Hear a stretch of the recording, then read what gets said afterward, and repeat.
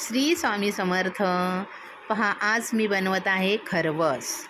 त्यासाठी लागणारे साहित्य हा मला गावावरून म्हैसीचा चीक दिलेला आहे। म्हैस माझ्या विहीणबाईंनी माझ्यासाठी हा चीक गावावरून पाठवला आहे। त्यांची म्हैस व्यायली आहे, तो हा चीक आहे। त्यासाठी हा चीक घेतलेला आहे।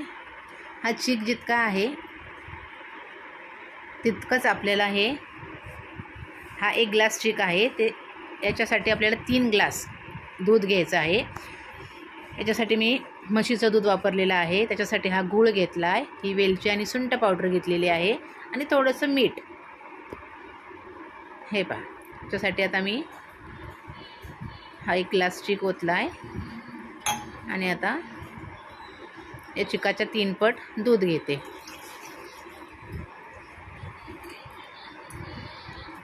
चीक म्हशीचा असल्यामुळे दूधही म्हैसीचंच घ्यायचं, ते चीक चांगला बनतो।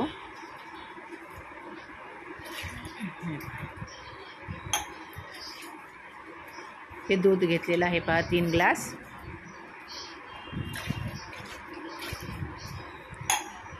आता आपण याच्यामध्ये गूळ घालून घेऊया आणि हा गूळ छान याच्यामध्ये मिक्स करून घेऊ। छान विरघळला पाहिजे आणि हे पूर्ण एकजीव करून घेऊया, म्हणजे ही चीक आणि दूध हे पूर्ण मिसळून एकजीव होईल। आणि त्यात थोडं चिमूटभर मीठ घातलं आहे। हे पहा, आता मी हे गाळून घेते। गूळ पूर्ण विरघळून घेऊन आता गाळून घेते।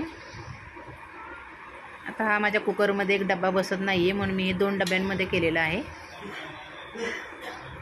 आणि जेवढं बसेल थोडी जागा ठेवूया वरती। हा जितका बसेल इतका चीक घालून घेऊया।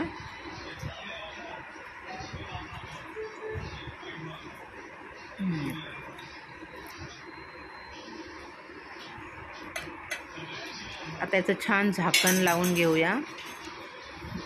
झाकण फिट्ट लावूया, म्हणजे काय होतं याच्यामध्ये पाणी गेलं तर ते चीक बरोबर बनणार नाही। ही वेलची पावडर आणि सुंठ घालून घेते आणि हे पूर्ण आपण याच्यामध्ये मिक्स करून घेऊया।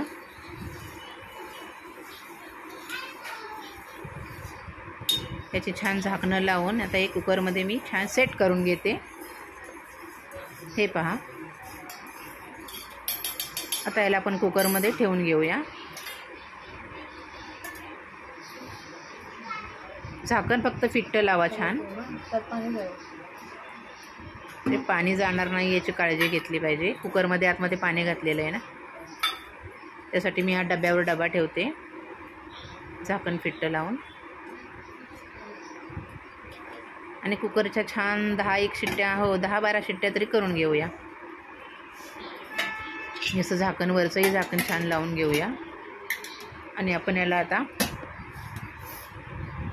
गॅसवर ठेवून याच्या 10 ते 12 शिट्ट्या करून घेऊया।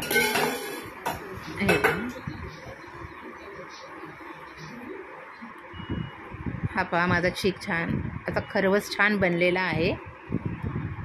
याच्या वड्या पण खूप छान पडतील। समस्त खरवस झालेला आहे आणि खूप टेस्टी झाला आहे। या खरवस खायला माझ्या चॅनलला लाईक आणि सबस्क्राईब करायला विसरू नका। थँक्यू।